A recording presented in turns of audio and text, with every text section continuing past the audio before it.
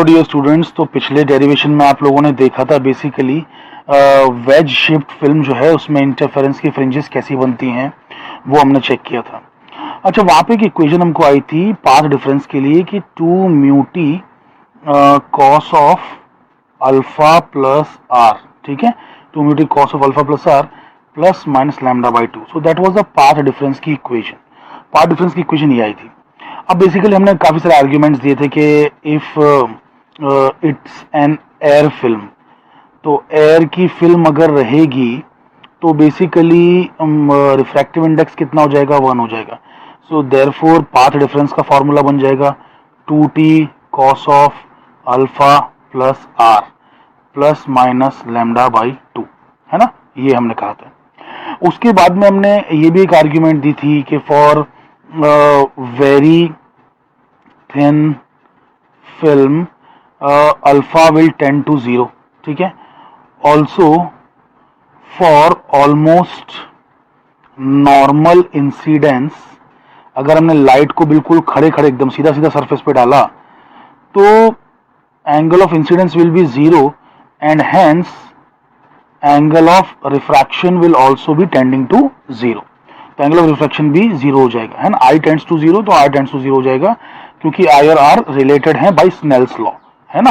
क्योंकि basically sign are होता क्या है, इट इज म्यू साइन आई, है ना, ये बात तो हमें पता है। तो सॉरी सिंस, ठीक है। तो since sine r is mu sine i, तो ये हो जाएगा। तो अब ये सब चीजें जब सब्स्टिट्यूट हम करते हैं तो delta equals to 2t cos of 0 plus 0, मतलब cos of 0 plus minus lambda by 2 बचता है। अब बच जाता है finally 2t plus minus lambda by 2। Now listen very carefully, ये जो अपना वेज शिफ्ट फिल्म था ना, वेज शिफ्ट फिल्म, उसमें आपको याद होगा कि ये एक ऊपर ग्लास प्लेट था, एक नीचे ग्लास प्लेट था। तो इसमें अलग अलग जगह पे कहीं पर ब्राइट बन रहे थे, फिर डार्क, फिर ब्राइट, फिर डार्क, फिर ब्राइट, है ना, फिर डार्क, फिर ब्राइट। तो ऐसे इक्वल डिस्टेंसेस पे बन रहे थे।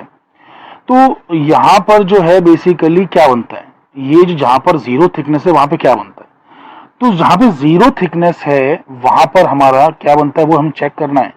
तो पुट t इक्वल्स टू 0, तो अब t इक्वल्स टू 0 डालेंगे तो डेल्टा बन जाएगा लैम्डा बाई 2। डेल्टा का मतलब होता है पाथ डिफरेंस, यानी कि पाथ डिफरेंस जो है दो आने वाली लाइट रेज में, जो भी लाइट रेज रिफ्लेक्ट कर इंटरफेयर कर रही हैं उन रेज में पाथ डिफरेंस की वैल्यू कितनी होगी, लैम्डा बाई 2। और जब लैम्डा बाई 2 पाथ डिफरेंस होगा दो रेज के बीच में तो यू विल गेट डार्क। तो जब थिकनेस ऑफ द फिल्म 0 होगी ना तो अपने को डार्क मिलेगा, यानी कि जो वेज शेप्ड फिल्म है ना इसके यहाँ पर डार्क है। Are you guys understanding it? यहाँ पर डार्क है तो यहाँ पे आपको डार्क मिलने वाला है। तो एक काम करता हूँ ना, मैं इसी को डार्क बोलता हूँ। ऐसा वाला जो बना है वो डार्क है, बीच में ब्राइट है, फिर ये डार्क है, फिर ये इस तरीके से, है ना। तो dark bright dark bright dark, इस तरीके से। Are you guys understanding this point? अरे थिकनेस ऑफ द फिल्म यहाँ पे कुछ अलग टी है, यहाँ पे कुछ और अलग टी है, यहाँ पे कुछ और अलग टी है, ऐसा करते जाओगे तो थिकनेस यहाँ पे कितनी है, 0 है ना। तो मैंने बस इस फॉर्मूले के अंदर थिकनेस को क्या कर दिया, 0 डाल दिया।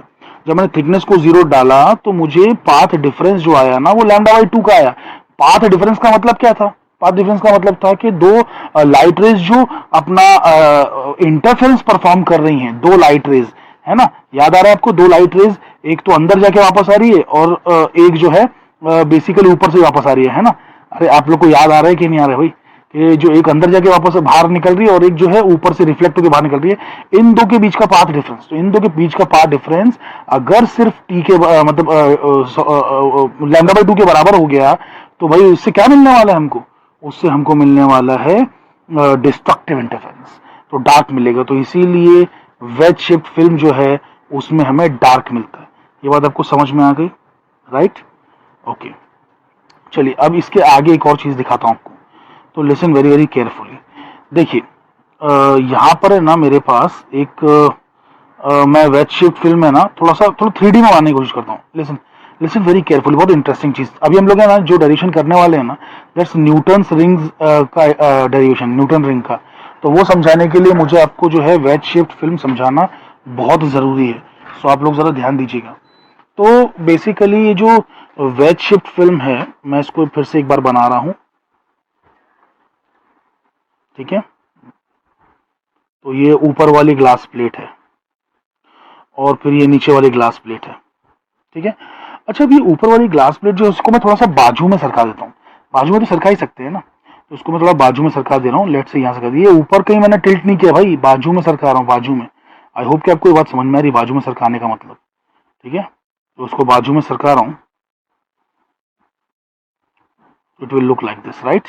मैं नीचे वाली प्लेट को भाई वैसी की वैसी ही रख रहा हूँ, उसको हिला नहीं रहा हूँ। ये जो ऊपर वाली प्लेट है सिर्फ उसी को थोड़ा सा साइड में सरका रहा हूँ, राइट।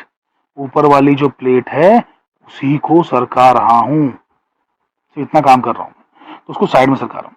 अच्छा, आपको याद है मैंने पिछले वाले डेरिवेशन में डायग्राम बनाया था कि फ्रिंजेस जो बनेंगी इस प्लेट पे कैसी बनेंगी, एकदम सीधी सीधी बनेंगी, राइट, है ना। ऐसा बताया था ना आपको, कैसे सीधी सीधी फ्रिंजेस बनती हैं। तो इसको जब मैं बाजू में सरका दूंगा तो बाजू में सरकाने से कुछ बदल जाएगा क्या? नहीं बदलेगा ना। उस पे भी जो फ्रिंज बनेगी बेसिकली सीधी सीधी बनेगी ना। Are you guys understanding this point? उस पे भी तो सीधी सीधी बनेगी ना, उस पे जो फ्रिंजेस बनेंगी बाजू में सरकाने पर वो भी सीधी सीधी ही बनेंगी, सीधी सीधी फ्रिंजेस ही बनेगी। ठीक है, तो इन फ्रिंजेस पे सर आप गौर कीजिए, ध्यान दीजिए, मैं कुछ समझाना चाह रहा हूँ इस चीजों से आपको। ओके, अब एक काम करते हैं ना, इसको इस बंदे को और बाजू में सरकाते हैं, इस बंदे को और बाजू में सरकाते हैं। तो यहाँ पे कहीं पे जो है समथिंग लाइक दिस, इसको बस खाली थोड़ा आपको इमेजिन करना होगा 3D में, और कुछ नहीं है।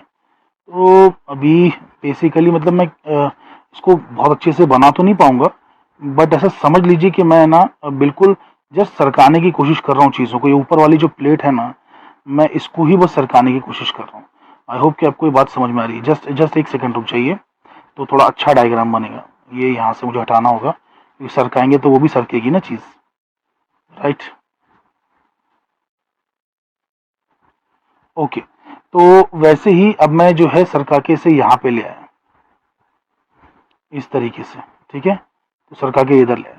तो अब इस पे जो बेसिकली फ्रिंजेस बनेंगी उसका क्या शेप होगा? ऑब्वियसली वही शेप होगा, शेप तो चेंज नहीं होने वाला है। ये खड़ी नहीं कर रहा हूं मैं, जो प्लेट है ना, इसको मैं खड़ा नहीं कर रहा हूँ, इसको याद रखिए, मैं सिर्फ बाजू में सरका रहा हूँ यार।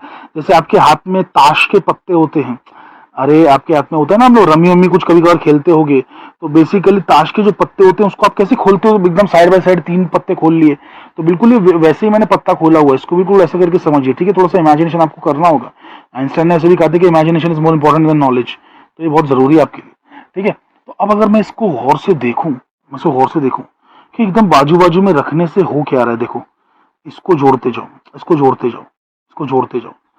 तो अगर मैंने ना बेसिकली ऐसी अगर रेक्टेंगुलर प्लेट नहीं ली होती, बल्कि अगर मैं ना ऐसा कुछ एक सर्क्यूलर टाइप की कोई चीज ले लेता, एक सर्क्यूलर ग्लास की कोई चीज ले लेता, तो मुझे जो फ्रिंज मिलती है ना वो कैसी मिलती है? देखो, इन सबको जोड़ो तो it is becoming a circle. ये आगे जाके सर्कल बनने वाला है। आई होप कि आपको ये बात समझ में आ रही है कि ये एक चीज एक सर्कल बनने वाली है। अरे मैं इसको और घुमाते चले जाऊंगा और घुमाते चला जाऊंगा तो बेसिकली आपको सर्कल मिल जाएगा, राइट।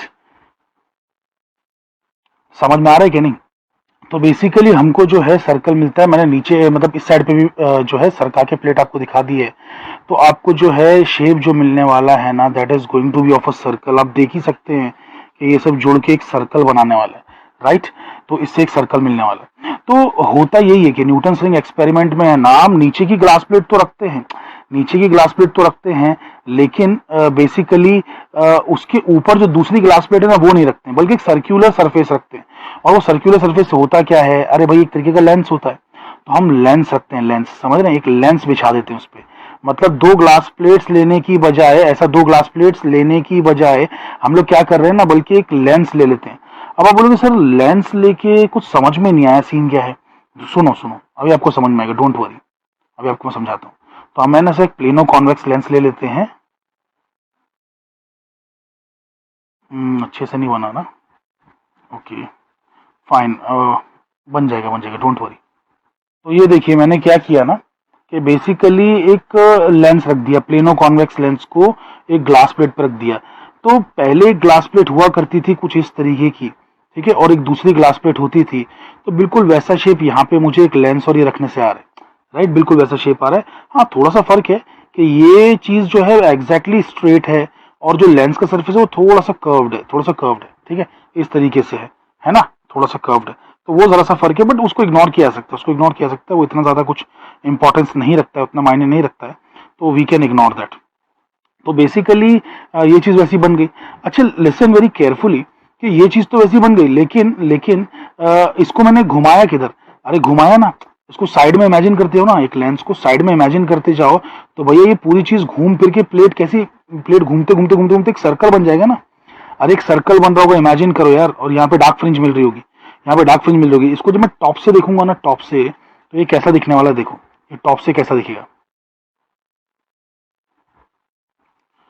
मैं ट्राई करता हूँ बनाने का, ठीक है। तो ऊपर से जो है ना वो लेंस का और प्लेट का सिस्टम कुछ ऐसा दिखने वाला है कि नीचे भैया एक प्लेट रखी हुई है और उसके ऊपर लेंस रखी हुई है, ठीक है। और ये वो पॉइंट है जहां से लेंस और प्लेट टच कर रहे होंगे, एक ही पॉइंट होगा ऑब्वियसली, बिकॉज पूरे एक स्फीयर को, एक बॉल को जब आप एक फ्लैट टेबल पे रखेंगे तो बॉल का सिर्फ एक ही पॉइंट एक्चुअल में टच करेगा टेबल को, तो ये वो पॉइंट है सेंटर का, ठीक है। और इसी के इर्द गिर्द जो है आपको सर्कुलर डार्क फ्रिंज मिलेगी, मतलब ये इर्द गिर्द इन द सेंस ये पूरा जो है सर्कुलर डार्क फ्रिंज रहेगा, फिर बाद में बीच में ब्राइट रहेगा, फिर से डार्क आएगा, फिर ब्राइट रहेगा, फिर डार्क आएगा। ये डार्क है, जो मैं लाइंस बना रहा हूँ वो डार्क है, गोल गोल वाली, ठीक है। तो वैसे ही यहाँ पर भी आपको दिखेगा कि सेंटर में पूरा डार्क पैच रहेगा और उसके बाद में फिर ब्राइट आएगा, फिर से डार्क लाइन आएगी, फिर ब्राइट आएगा, फिर डार्क लाइन आएगी। तो इस तरीके से जो है आपको चीजें देखने को मिलेंगी न्यूटन्स रिंग के अंदर, ठीक है। तो इन्हें हम न्यूटन्स रिंग कहते हैं। न्यूटन ने फर्स्ट इनको ऑब्जर्व किया था लेंसेज में, कुछ लाइट वाइट जो आ रही थी उसके ऊपर गिर रही थी लेंसेज के ऊपर, तो उसमें इसने इसको ऑब्जर्व किया था। सो बेसिकली ये जो अरेंजमेंट है इसमें खाली हो क्या रहा है ना कि जो सीधा सीधा जो एक वेज शेप था ना उसी के बदले थोड़ा सा कर्व्ड शेप है। और ये कर्व्ड शेप में हमने किया क्या ना कि इसके बाजू में और बाजू में और बाजू में से मिला के पूरा एक सर्कल ही बना दिया है। तो एक सर्कल बना के हमने एक लेंस ही क्रिएट कर दी है। सो आई होप कि आपको समझ में आ रहा है कि हमने क्या किया है कि जस्ट एक प्लेन सरफेस पे, फ्लैट सरफेस हमने एक लेंस बनाया है, और लेंस तो आपको मालूम है कि वो ऐसी दिखती है एक्चुअल में, ठीक है। So this is the lens, right. तो अब इतना तो तय है कि बेसिकली जो फ्रिंजेस बनने वाली हैं वो सर्कुलर बनने वाली हैं। अच्छा इसका सेटअप देखते हैं, एक्सपेरिमेंटल जो सेटअप होता है न्यूटन्स रिंग का उसको देखते हैं, तो जरा गौर कीजिएगा। तो भाई ये रहा आपका न्यूटन्स रिंग का सेटअप, जिसमें यहाँ पे एक मैंने सोर्स लिया हुआ है। ये सोर्स ऑफ लाइट है, मोनोक्रोमेटिक सोर्स ऑफ लाइट, ठीक है। इसमें से एक पीली कलर की लाइट से लाइट निकल रही है, एंड यहाँ पर एक बाई कॉन्वेक्स लेंस है। तो बाई कॉन्वेक्स लेंस हमने क्यों लिया हुआ है, बाई कॉन्वेक्स लेंस क्यों लिया हुआ है, ताकि उसके जब हम फोकस पे, इसके जब हम फोकस पे, ठीक है, फोकस पे जब हम रखें, फोकस पे जब हम रखें किसको, सोर्स को, तो उससे जो डाइवर्जिंग रेज निकल रही थी ना वो इस पे टकराने के बाद, लेंस पे टकराने के बाद, सोर्स से निकलने वाली डाइवर्जिंग रेज लेंस पे टकराने के बाद पैरेलल हो जाए, है ना। तो पैरेलल लाइट आएगी, आगे बढ़ेगी, और आगे बढ़ने के बाद वो इस ग्लास प्लेट से, जो कि 45 डिग्रीज पे टिल्टेड है, ठीक है, टिल्टेड एट 45 डिग्रीज, याद रखना, टिल्टेड एट 45 डिग्रीज। तो 45 डिग्रीज पे जो टिल्टेड है ना बेसिकली उससे टकराएगी, और टकराने के बाद आपको मालूम है कि एंगल ऑफ इंसिडेंस और एंगल ऑफ रिफ्लेक्शन जो रहता है वो इक्वल रहता है। तो बेसिकली वो यानी कि आने वाली रे से 90 डिग्री पे नीचे लाइट जाएगी।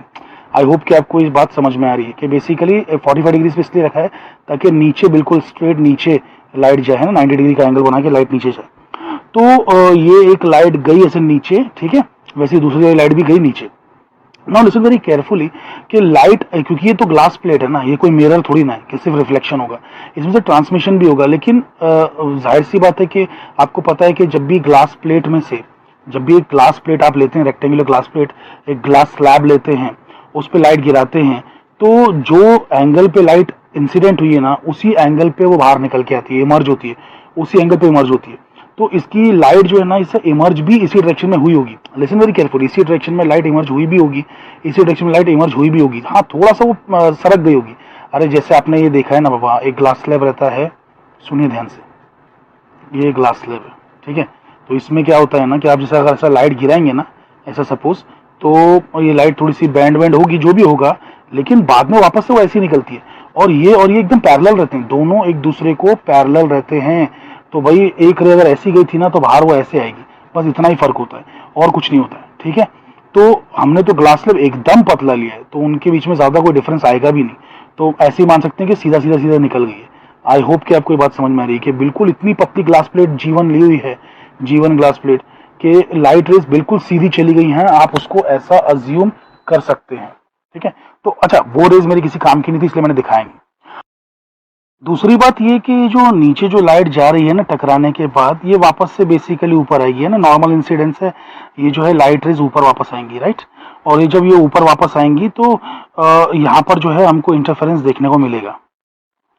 अब आप बोलेंगे सर इंटरफेरेंस किसके बीच में देखने मिलेगा, तो देखो ये जितना सब परफेक्ट चीजें दिखाई गई ना, एग्जैक्टली उतना परफेक्ट है नहीं, तो थोड़ा बहुत तो टिल्ट हल्का फुल्का होगा ही, कुछ रिफ्लेक्टेड जो लाइट होगी वो भी होगी, और कुछ नीचे की सरफेस से आने वाली लाइट होगी वो भी होगी।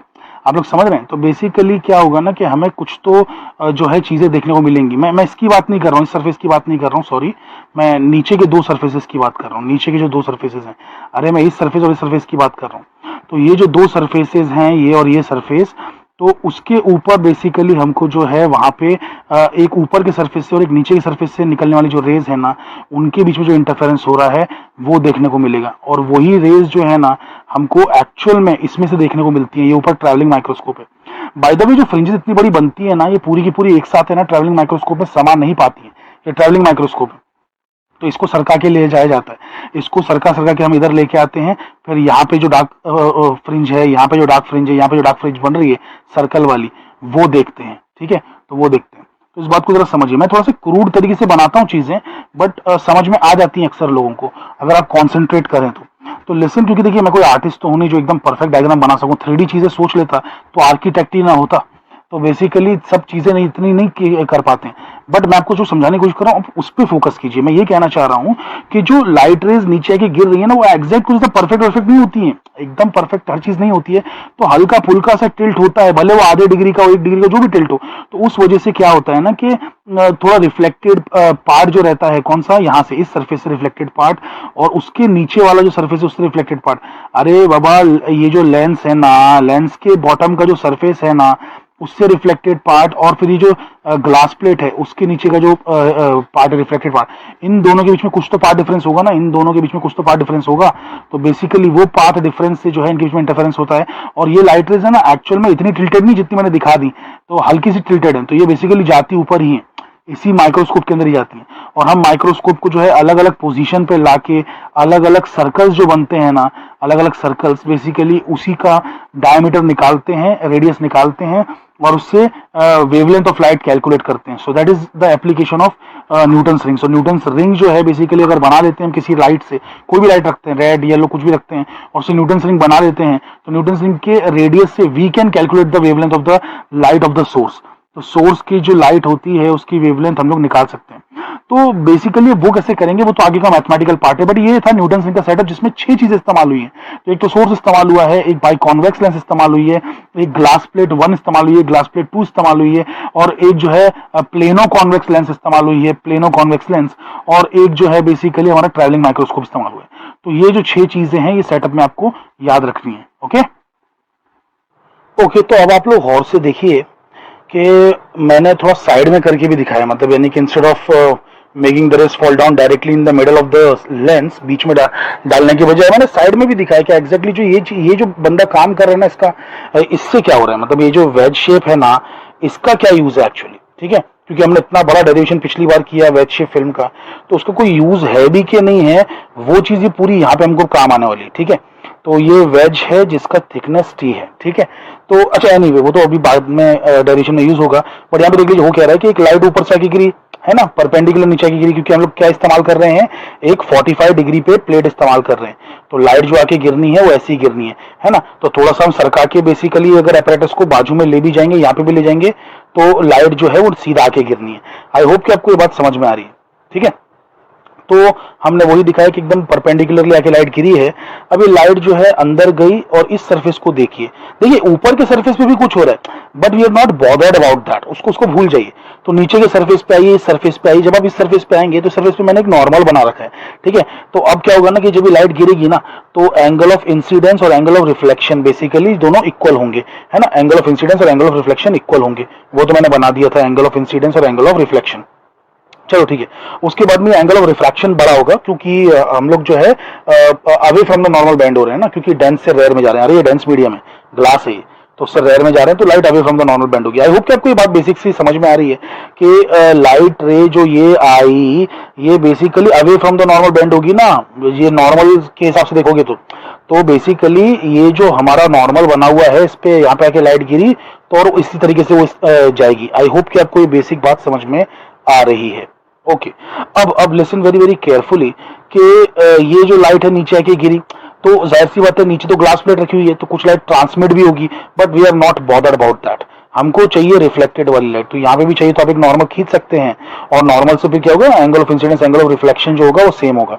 ठीक है, तो ये जो है लाइट इस तरीके से जाएगी, फिर ये थोड़ा सा ऐसे रिफ्रैक्ट होगी, फिर थोड़ा सा ऐसे रिफ्लेक्ट होगी। तो इस तरीके से दो लाइट रेज बाहर आ गई, एक लाइट रे पहले वाली और एक लाइट रे ये दूसरी वाली, और इससे हमको जो है क्या मिलने वाला है, इंटरफेरेंस मिलने वाला है। और इसका जो इंटरफेरेंस होगा ये interference by wedge shaped film due to reflection आएगा। Interference by wedge shaped film due to reflection. ठीक है, क्योंकि ट्रांसमिशन वाला पार्ट तो कहीं इधर होता, वो ट्रांसमिशन वाला हम लोग देख ही नहीं रहे। ठीक है, तो हम लोग जो है रिफ्लेक्शन वाला इंटरफेरेंस देख रहे हैं। ये लाइट रेज ऊपर जाके जो है अपना जो माइक्रोस्कोप होगा उसमें घुसेंगी।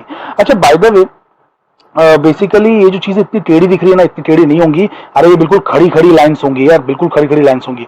ये टेढ़ी दिख रही है क्यों? क्योंकि मैंने बराबर से डायग्राम बनानी है, और वैसे बना भी नहीं सकती आसानी से, it is very difficult. Computer से ही बनाया जाए तो ही ठीक है।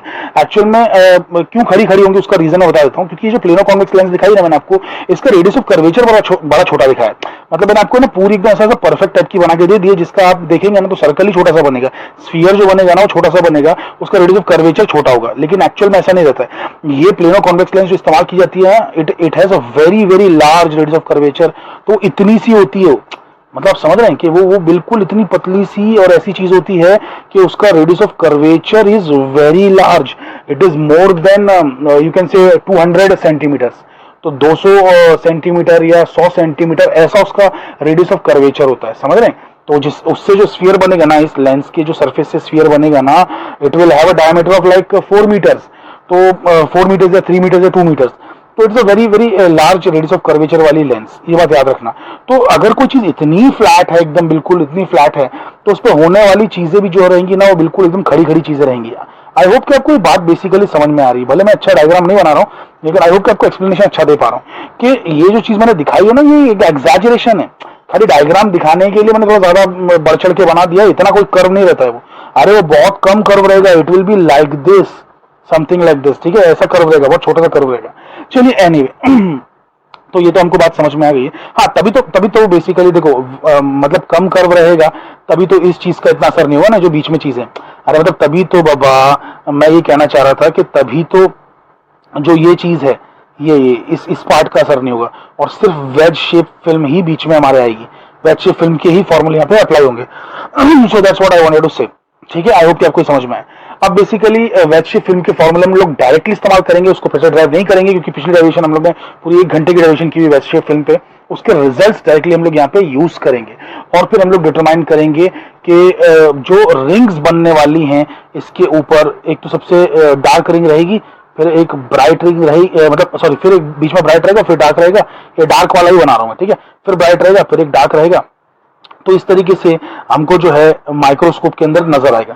तो ये जो चीज है इसका रेडियस क्या होगा? अरे भाई कोई रिंग बन रही है डार्क रिंग, तो उसका रेडियस क्या होगा? अब हमें वो कैलकुलेशंस करने। आई होप कि आपको समझ में आ रहा है। ओके, तो हमारे पास अभी बेसिकली क्या है, हम किस चीज का डेरिवेशन करने जा रहे हैं। हम लोग nth डार्क रिंग जो बन रही है ना, उसका जो है रेडियस निकालना चाहते हैं, radius of the nth dark ring Newton's ring experiment में। तो मैंने क्या किया ना, जो सबसे बड़ी वाली जो रिंग बनेगी ना, सबसे बड़ी वाली रिंग, उसी का रेडियस r मान लिया है। ठीक है, अब जब छोटी रिंग बनेगी तो बेसिकली ये जो r है उधर चला जाएगा, याद रखना। ठीक है, जैसे जो छोटी रिंग बनेगी ना, छोटी वाली रिंग, तो r भी उस तरफ चला जाएगा। जहां जहां रिंग बनेगी वहां पर जो है ये आपका रेडियस घूमेगा, और उस हिसाब से वो r डिसाइड होगा। तो फिर r भी छोटा हो जाएगा, स्मॉल r वाला भी छोटा हो जाएगा। ठीक है, रेडियस r कैपिटल R तो वही रहेगा। अरे कैपिटल R तो रेडियस इस स्फीयर का है ना, इस स्फीयर का रेडियस R है कैपिटल R, तो वो तो कांस्टेंट है। वो खाली बस मूव करेगा इन द सेंस कि आप जब कोई दूसरी रिंग लेंगे, एक छोटी रिंग लेंगे, तो वो R उधर चला जाएगा। आई होप कि आपको बात समझ में आ रही है। और आप जो है रिंग जब बड़ी लेंगे, बड़ी रिंग, तो रेडियस वहां चला जाएगा। It's going to go like that, right. तो आई होप कि ये सब बातें आपको समझ में आ चुकी हैं। तो हम लोग जो है पहले सबसे लार्ज वाली रिंग है ना, उसी का खाली डायरेक्टली ले रहे हैं उसी को, और बेसिकली उसका रेडियस जो है स्मॉल r है। उसका रेडियस, उस रिंग का रेडियस स्मॉल r है। ये जो कैपिटल R है, ये बेसिकली इस स्फीयर का रेडियस है, ठीक है। तो अब हम इनके बीच में रिलेशन निकालेंगे।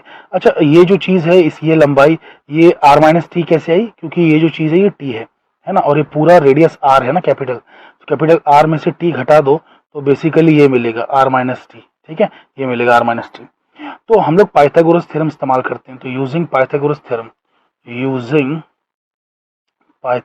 थ्योरम इन अबव फिगर, ठीक है। तो अबव फिगर में पाइथागोरस थ्योरम यूज करेंगे तो हमें क्या मिलेगा, R square equals to R square plus R minus T का स्क्वायर, राइट। देखो, R square equals to R square plus R minus T का स्क्वायर।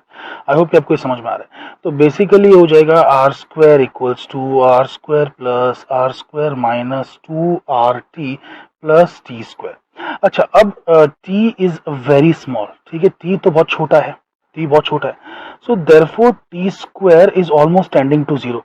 अगर कोई चीज बहुत छोटी होती है, थिकनेस है ही कितनी है, ये थिकनेस ऑफ द लेंस है ना, it will be less than a millimetre, you can say, और maybe in a millimetre, centimetres से तो छोटा ही है, मिलीमीटर्स में होगा। तो जब थिकनेस इतनी स्मॉल है बेसिकली, तो उसका स्क्वायर और भी स्मॉल होगा। आई होप कि आपकी बात समझ में आ रही है। अरे, it's a fraction of a centimetre, are you guys understanding it. हम लोग रेडियस है ना सेंटीमीटर में लेने वाले हैं। मैंने क्या बताया आपको कि रेडियस कितना रहता है, radius of curvature, radius of curvature की जो वैल्यू रहती है ना स्फीयर के लिए, इट इज लाइक 200 सेंटीमीटर्स। हम लोग सेंटीमीटर्स में बात कर रहे हैं, तो मिलीमीटर मतलब क्या हो गया, फ्रैक्शन ऑफ अ सेंटीमीटर हो गया, और फ्रैक्शन का स्क्वायर करते हैं तो और छोटा आंसर आता है, राइट। तो जब आप 0.1 का स्क्वायर करेंगे तो आपको 0.01 आएगा। Are you guys getting this.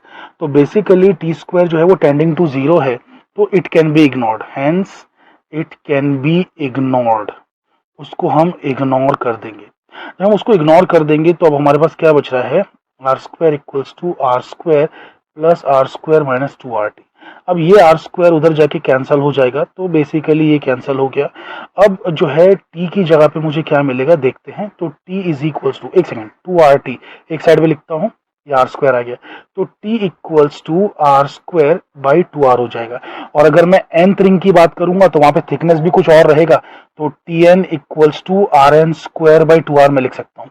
अरे आप समझ रहे हैं ना, मतलब जैसे कि ये जो वेज है, इस वेज में यहाँ पे थिकनेस T1 है, यहाँ पे थिकनेस T2 है, यहाँ पे थिकनेस Tn है। तो वैसे यहाँ पे रेडियस जो है R1 है रिंग का, ये फिर सॉरी फिर ये R2 है, और ये जो है Rn है। आई होप कि आपको ये बात समझ में आ रही है, राइट। सो बेसिकली Tn का जो है फॉर्मूला हमको मिल चुका है, इसे हम कह देते हैं equation 1। We know that for interference in wedge shaped film, wedge shaped film के अंदर जो इंटरफेरेंस होता है उसके लिए पाथ डिफरेंस होता है 2 μt cos of alpha plus R plus minus lambda by 2, है ना। और हमने ये आर्ग्यूमेंट पहले ही बता दिया है, दे दिया है कि alpha is tending to zero, R is tending to zero, so therefore basically cos zero जो है वो टेंडिंग टू 1 है, and mu is equal to 1 है फॉर एयर फिल्म, है ना। तो ये सारी बातें मैं अभी इस वीडियो के स्टार्टिंग में कर चुका हूँ। तो हमें यहाँ पे क्या मिलने वाला है, path difference is simply 2 mu तो चला गया, म्यू तो 1 हो गया, तो 2t plus minus lambda by 2। I hope कि आपको ये समझ में आ रहा है। तो पाथ डिफरेंस हो गया है मेरा सिर्फ 2t plus minus lambda by 2। So let's maintain that. अब हम लोग आगे क्या करेंगे देखिए। ओके, तो यहाँ पे मैं क्या सब्स्टिट्यूट करूंगा ना, सो ये इक्वेशन 2 कह देता हूँ इसको, तो पुट 1 इन 2, सो पुट 1 इन 2। जब मैं ऐसा करूंगा, देखिए देखिए 1 किधर है मेरा, ये मेरा 1 है ना, R N square by 2 R. तो बेसिकली यहाँ पे मुझे क्या मिलेगा देखिए जरा ध्यान से। सो डेल्टा इक्वल्स टू 2, यहाँ पे क्या है, R N square by 2 R. तो यहाँ से ये 2 कैंसिल हो जाएगा और प्लस माइनस लैम्डा बाई 2 बचेगा। आई होप कि आपको ये बात समझ में आई है, करेक्ट है ना, इस तरीके से है। सो ये मैंने सब्स्टिट्यूट कर दिया। अब इसके आगे क्या, वही पुरानी वाली बात। So for constructive interference, constructive interference के लिए क्या लेना होगा, डेल्टा क्या होता है, 2n लैम्डा बाई 2 होता है, ये बात तो आपको मालूम ही है हमेशा से। सो देयरफॉर हम लोग क्या लेंगे कि R N square by R plus minus lambda by 2 equals to 2n lambda by 2, ठीक है। अरे समझिए, ये चीज को equal to 2n lambda by 2 कर रहे हैं ना हम लोग, ठीक है। तो हम लोग ऐसा कर रहे हैं, for constructive interference delta is 2n lambda by 2। जो हम इस तरीके से लेंगे तो हमें क्या मिलने वाला है, R N square by R R N square by R equals to 2n plus minus 1 lambda by 2। So ये कंडीशन जो हमें आ रही है ना, ये ब्राइट के लिए आ रही है, ठीक है। So which gives us r n equals to 2n plus minus 1 lambda by 2 और यहाँ पे आर और अंडर रूट, ठीक है। तो ये जो हमारा आ रहा है बेसिकली किसके लिए आ रहा है, ये हमारा आएगा फॉर ब्राइट स्पॉट, ठीक है। So this is for bright. So ये ब्राइट के लिए आ चुका है, ब्राइट रिंग के लिए आ चुका है, ब्राइट रिंग के लिए। अब हमें वैसे ही डिस्ट्रक्टिव इंटरफेरेंस निकालना है। सो फॉर डिस्ट्रक्टिव इंटरफेरेंस, ठीक है। सो फॉर डिस्ट्रक्टिव इंटरफेरेंस हमें क्या करना होगा, पाथ डिफरेंस को 2n लैम्डा बाई 2 नहीं लेना है, अब हमको 2n plus minus 1 lambda by 2 लेना है, ठीक है, पाथ डिफरेंस। सो अभी पहले मैंने देखो इसी इक्वेशन में मैंने एक बार डेल्टा को 2n लैम्डा बाई 2 डाल के देखा था ना कंस्ट्रक्टिव इंटरफेरेंस के लिए। अब मैं डिस्ट्रक्टिव इंटरफेरेंस के लिए यहाँ पे क्या डालूंगा, 2n plus minus 1 lambda by 2। So मुझे क्या मिलने वाला है, R N square by R, देखिए ध्यान से, R N square by R plus minus lambda by 2 equals to 2n plus minus 1 lambda by 2। जो यहाँ पे लिखा हुआ है वो सब्स्टिट्यूट कर दिया। सो बेसिकली जब मैं इसको सॉल्व करूंगा तो what am I going to get, ये लैम्डा बाई 2 और ये जो ये 1 लैम्डा बाई 2 है ना इधर वाला प्लस माइनस 1 वाला, ये कैंसिल हो जाएगा।